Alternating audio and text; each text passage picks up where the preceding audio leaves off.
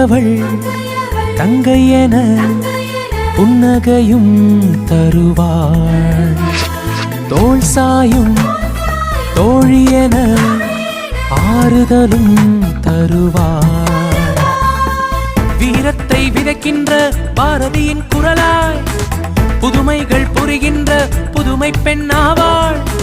வீரத்தை விதைக்கின்ற பாரதியின் குரலாய் புதுமைகள் புரிகின்ற புதுமை பெண்ணாவாள். பெண்ணின்றி பூலோகம்